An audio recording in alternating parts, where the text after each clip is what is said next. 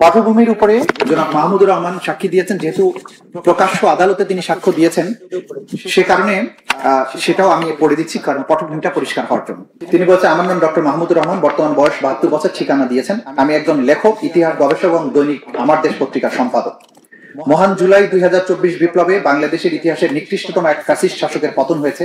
আমি মহান আল্লাহ তাআলার দরবারে তার জন্য শুকরিয়া জানাই। আমি একজন সাংবাদিক, ইতিহাস লেখক এবং ইতিহাস গবেষক হিসেবে ফ্যাসিস্ট শাসনের উত্থান, বিকাশ এবং পতন প্রত্যক্ষ করেছি। বিগত 17 বছর ধরে আমি ভবিষ্যৎ প্রজন্মের জন্য একটি ইতিহাস লিপিবদ্ধ করেছি। এই ফ্যাসিবাদের সৃষ্টি একটি মেটিকুলাস প্ল্যানিং এর মাধ্যমে হয়েছিল। এই প্ল্যানিং এ বাংলাদেশের রাজনীতিবিদদের সঙ্গে একটি বিদেশি শক্তি জড়িত ছিল। আমি ভারতের প্রয়াত রাষ্ট্রপতি মিস্টার প্রণব মুখার্জির আত্মজীবনীমূলক বই দি কোয়ালিশন ইয়ার্স থেকে উদ্ধৃত করে মাননীয় ট্রাইব্যুনালকে জানাতে চাই, তিনি 2008 সালে তৎকালীন বাংলাদেশের সেনাপ্রধান মইনুল আহমেদের সাথে দিল্লিতে তার যে কথোপকথন হয়েছিল তার বর্ণনা দিয়েছেন। সেই সময় তিনি ভারতের পররাষ্ট্রমন্ত্রী ছিলেন। মইনুল আহমেদের সাথে তার চুক্তি হয়েছিল, যদি শেখ হাসিনাকে নির্বাচনে বিজয়ী করে প্রধানমন্ত্রী বানানো হয় তাহলে তৎকালীন সেনাপ্রধান তার চাকরির নিশ্চয়তা পাবেন, আর্থিকভাবে লাভবান হবেন, সেফ এক্সিট পাবেন। এই মিটিংটি 2008 সালের ফেব্রুয়ারি মাসে অনুষ্ঠিত হয়েছিল। আমাদের সকলের মনে আছে যে এই নির্বাচনগুলো হয়েছিল ওই বছরের ডিসেম্বর মাসে। তার অর্থ নির্বাচনের 10 মাস আগেই নির্বাচনের ফলাফল দিল্লিতে নির্ধারিত হয়ে গিয়েছিল। এই পরিকল্পনা অনুযায়ী পরবর্তী ডিসেম্বরে নির্বাচনে আওয়ামী লীগের ভূমিধস বিজয় হয়েছিল। নির্বাচনের এই ফল হওয়ার পেছনে জেনারেল মঈন এবং ডিজিএফআই এর প্রত্যক্ষ ভূমিকা ছিল। ডিজিএফআই এর সেই সময় কর্মরত ছিল ব্রিগেডিয়ার মামুন খালেদ। এই ইলেকশন মেকানিজমে ব্রিগেডিয়ার মামুন খালেদ, যিনি পরবর্তীতে ডিজিএফআই এর প্রধান হয়েছিলেন এবং লেফটেন্যান্ট জেনারেল পদে পদোন্নতি পেয়েছিলেন। ডিজিএফআই এর মাধ্যমে বিএনপিকে বিভক্ত করার চেষ্টা করা হয়েছিল। কারচুপির মাধ্যমে আওয়ামী লীগের বিজয়ের ব্যবস্থা করেছিল। শেখ হাসিনা ক্ষমতাসীন হওয়ার পর তিনি বুঝতে পেরেছিলেন যে বাংলাদেশে একটি ফ্যাসিস্ট শাসন কায়েম করতে হলে দেশপ্রেমিক সেনাবাহিনীকে দুর্বল করা আবশ্যক। কারণ দেশপ্রেমিক সেনাবাহিনীর মোরাল যদি উচ্চ থাকে তাহলে কোনো অবস্থাতে একটি বিদেশি শক্তির ইঙ্গিতে দেশে কোনো পুতুল সরকারকে মেনে নেবে না। সুতরাং পরিকল্পনা মতো শেখ হাসিনা ক্ষমতাসীন হওয়ার মাত্র 2 মাসের মধ্যে পরিকল্পিতভাবে বিডিআর হত্যাকাণ্ড ঘটানো হয়েছিল। এই পরিকল্পনায় শেখ পরিবারের সদস্য এবং শেখ হাসিনা অত্যন্ত ঘনিষ্ঠ এবং ধানমন্ডির এমপি শেখ তাপস সরাসরি জড়িত ছিল। 2008 সালের ডিসেম্বরের নির্বাচনের আগে থেকে বিডিআর এর কিছু সদস্যের সাথে ষড়যন্ত্র করে শেখ তাপস এবং অন্যান্য আওয়ামী লীগ নেতৃবৃন্দ বিডিআর হত্যাকাণ্ডের পরিস্থিতি তৈরি করে। দুর্ভাগ্যের বিষয় হলো, বিডিআর হত্যাকাণ্ডে শেখ তাপসের জড়িত থাকার সব রকম প্রমাণ থাকা সত্ত্বেও তাকে কখনো বিচারের মুখোমুখি করা হয়নি। বিডিআর হত্যাকাণ্ডে বাংলাদেশ সেনাবাহিনীর দেশপ্রেমিক 57 জন অফিসারকে নির্মমভাবে হত্যা করা হয়েছিল। তাদের পরিবারের উপর অমানবিক নির্যাতন চালানো হয়েছিল। তৎকালীন সরকার প্রধান, প্রতিরক্ষা উপদেষ্টা, স্বরাষ্ট্রমন্ত্রী, সেনাপ্রধান মইনুল আহমেদ সেনা সদস্য এবং তার পরিবারকে রক্ষা করার কোন রকম ব্যবস্থা গ্রহণ করেন নাই এবং 2 দিন ধরে এই হত্যাযজ্ঞ ঘটতে দিয়েছিল। তিনি এবং তার সরকার বিচার বহির্ভূত হত্যাকাণ্ড করেছে, গুম করেছে, হেফাজতে নির্যাতন করেছে, আয়নাঘর বানিয়েছে। 2010 সালে আমি প্রথমবার গ্রেপ্তার হওয়ার পর আমাকে র‍্যাব 1 এর আয়নাঘর বা টিএফআই সেল নামে পরিচিত সেখানে নিয়ে যাওয়া হয়। আদালত থেকে রিমান্ডে আমাকে প্রথমে ডিবি অফিসে নিয়ে যাওয়া হয়েছিল। তারপর আইন বহির্ভূতভাবে আদালতের কোনো নির্দেশ ছাড়াই ডিবি থেকে আমাকে আয়নাঘরে নেওয়া হয়।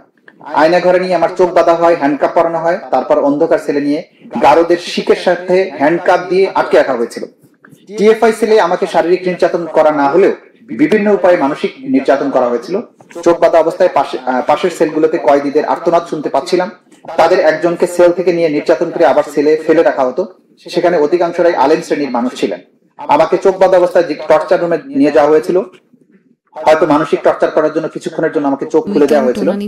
সেখানে টর্চারের নানা রকম যন্ত্রপাতি দেখতে পেয়েছিলাম, যেমন ছোট হাতুড়ি, করাত, নখ তোলার জন্য প্লায়ার্স, দেয়ালে টাঙানো ছিল। সেখানে আমাকে একদিন রাখা হয়েছিল। আমাকে শারীরিকভাবে নির্যাতন করা হয়েছিল ক্যান্টনমেন্ট থানায়। সেখানে রাত্রি 1টা থেকে পুরো থানার বাতি নিভিয়ে দিয়ে 5-6 জন আততায়ী আমার ছেলে প্রবেশ করে আমাকে বিভক্ত করে। আমার পরনে শুধু আন্ডারওয়্যার ছিল, একটা জাম্পস্যুট পরিয়ে আমার 2 হাত বেঁধে ফেলা হয়।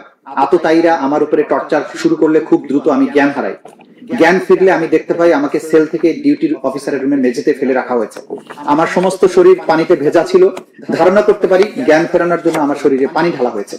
টিএফআই সেল ক্যান্টনমেন্ট থানার ঘটনা আমার লেখা জেল থেকে জেলে নামক বইয়ে বিস্তারিত লিখেছি। বইটি 2012 সালের 21শে বইমেলায় প্রকাশিত হয়েছিল। 2013 সালে আমাকে দ্বিতীয় দফায় গ্রেপ্তার করা হলে আমাকে ডিবিতে রিমান্ডে নেওয়া হয়। দুই দফায় আমি 39 দিন রিমান্ডে ছিলাম। দ্বিতীয় দফার রিমান্ডের সময় আমার সাথে তৎকালীন ছাত্র শিবিরের সভাপতি দেলোয়ার হোসেনের সাথে সাক্ষাৎ হয়। এর আগে আমি দেলোয়ার হোসেনকে চিনতাম না। 2 দিন আমার সাথে দেলোয়ার হোসেনের দিদি একই গারদে ছিল। সেই সময় আমি দেলোয়ারের উপর ভয়াবহ টর্চার দেখতে পেয়েছি। তাকে সন্ধ্যার পর জিজ্ঞাসাবাদের নামে সেল থেকে নিয়ে যাওয়া হতো। মধ্যরাতে 2-3 জন পুলিশ তাকে বহন করে আবার গারদে ফিরিয়ে নিয়ে আসতো। টেনে নিয়ে আসার সময় সে যন্ত্রণায় শুধু কাঁপতে কথা বলতে পারতো না, উঠে দাঁড়ানোর শক্তি থাকতো না। 2 দিন পর ডিবি কর্তৃপক্ষ বুঝতে পারে যে আমার সাথে দেলোয়ারকে রাখলে ভবিষ্যতে আমি তার উপর নির্যাতনের সকল কাহিনী প্রকাশ করবো। সেজন্য তাকে আমার গারদ থেকে সরিয়ে অন্যত্র নিয়ে যাওয়া হয়। আমি এবং দেলোয়ার শেখ হাসিনার 15 বছরব্যাপী জুলুমের প্রত্যক্ষ উদাহরণ। ভিন্ন মত এবং বিরোধী রাজনৈতিক নেতাকর্মীদের উপর জুলুমকে বৈধতা দেওয়ার জন্য ফ্যাসিস্ট সরকার বাংলাদেশে ইসলামী জঙ্গিবাদের অপপ্রচার শুরু করে। জঙ্গি দমনের নামে তারা কিছুদিন পর পর বিভিন্ন নাটক তৈরি করে। এই সমস্ত নাটকে প্রধানত গ্রামের দরিদ্র অসহায় জনগণের উপর জুলুম চালানো হয়েছে। এদেরকে জঙ্গি সাজিয়ে ফেক এনকাউন্টারে নির্মমভাবে হত্যা করা হয়েছে। গ্রামের দরিদ্র মানুষকে ভিকটিম বানানো হয়েছে যাতে করে তাদের জন্য বিচার চাওয়ার কেউ না থাকে। এরকম একটি উদাহরণ ঢাকা কল্যাণপুরের জাহাজবাড়ি জঙ্গি নাটক। সেখানে ডিবি কয়েকজনকে গুমের ভিকটিমকে ধরে নিয়ে এসে জঙ্গি সাজিয়ে হত্যা করে।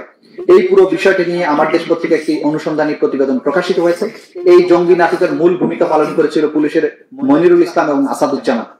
সারা দেশে কিছুদিন পর পর এই ধরনের জঙ্গি নাটক সাজানো হয়েছে যাতে করে আন্তর্জাতিক অঙ্গনে শেখ হাসিনা নিজেকে একটি ইসলামী জঙ্গিবাদ বিরোধী একজন কঠোর শাসক হিসেবে পরিচিতি পেতে পারে। দীর্ঘ 15 বছর বাংলাদেশকে একটি ফ্যাসিবাদী রাষ্ট্রে পরিণত করে শেখ হাসিনা জঙ্গি দমন এবং মেকি গণতান্ত্রিক প্রক্রিয়া ব্যবহার করেছে।